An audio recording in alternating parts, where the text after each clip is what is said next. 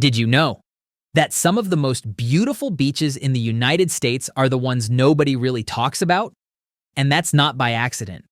Because while millions of people crowd into Miami, Myrtle Beach, or Santa Monica every summer, there are quieter stretches of sand hidden behind small towns, tucked under cliffs, or buried in state parks that locals would really prefer you never find. And once you hear why, you'll understand. This isn't about private islands owned by billionaires. No, I'm talking about public beaches, technically open to anyone. But if you show up without doing your research, don't be surprised if the locals give you that look. You know the one. The "who told you about this place?"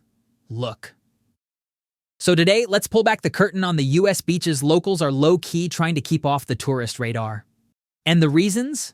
Some are about protecting fragile ecosystems, some are about preserving small-town life, and some are just because, well, people don't want their favorite fishing spot turning into TikTok Central. Let's start with one that sounds like it belongs in a video game.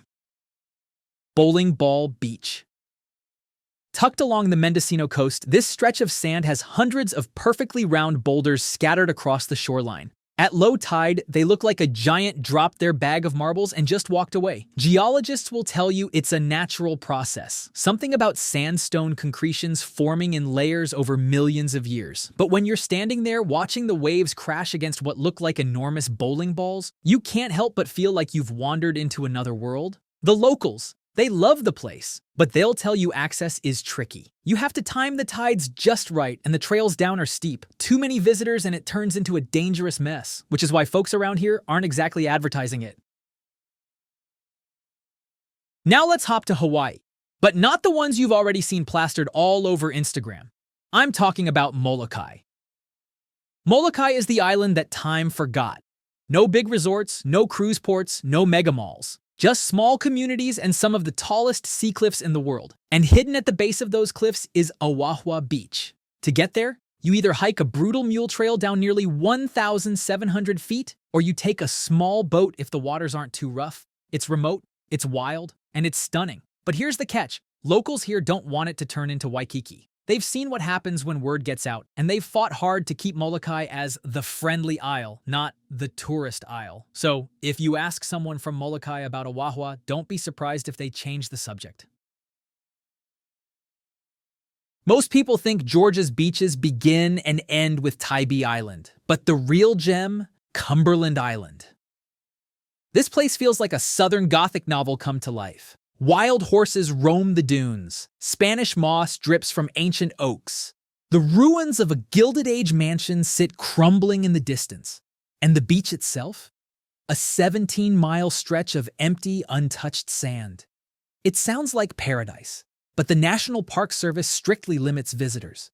Only a small number of ferry passengers are allowed each day, and the locals who live nearby, they're just fine with that, because once you've seen what development did to Hilton Head and Myrtle Beach, you understand why they'd rather keep this one quiet. Out on the Olympic Peninsula, there's a beach so moody, so cinematic, it looks like it was designed by Tim Burton.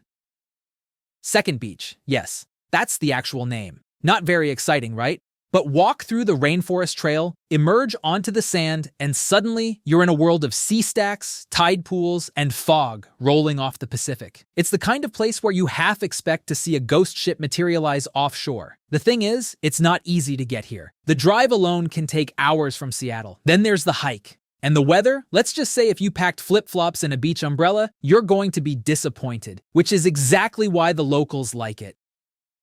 They don't want this place turning into a party beach. They want it left mysterious.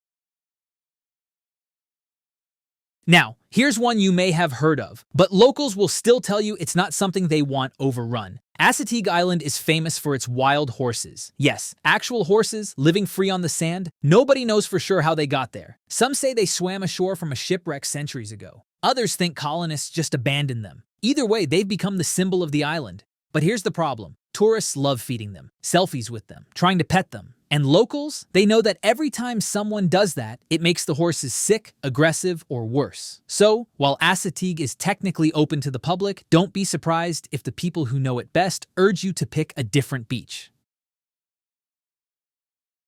Back to California, where there's a beach that looks like it belongs in a Hollywood movie. Probably because it's actually been in dozens of them. Point Dume, in Malibu, is a golden crescent of sand with cliffs that feel like the edge of the world. Surfers love it. Divers love it. And celebrities? They sneak here to avoid the chaos of Santa Monica. The catch? Parking is almost impossible, and the locals will fight to keep it that way. They know that if Point Dume ever became easy to reach, it would be just another crowded LA hotspot. So they keep it low-key. A little too low-key, if you ask them. Here's the thing, these aren't just beaches, they're time capsules. They're the last fragile reminders of what America's coasts looked like before we paved them over with boardwalks, high-rises, and chain restaurants. And that's the tension. On one hand, everyone deserves to enjoy them. On the other, too much attention destroys them. So locals whisper their names quietly. They share them only with people they trust. And sometimes they'll even tell you a fake name, just to throw you off. Because the truth is, the real secret isn't the location. The real secret is how quickly a paradise can disappear once it makes the wrong top 10 list. So the next time you're planning a beach trip, think twice before chasing the most Instagrammable spot.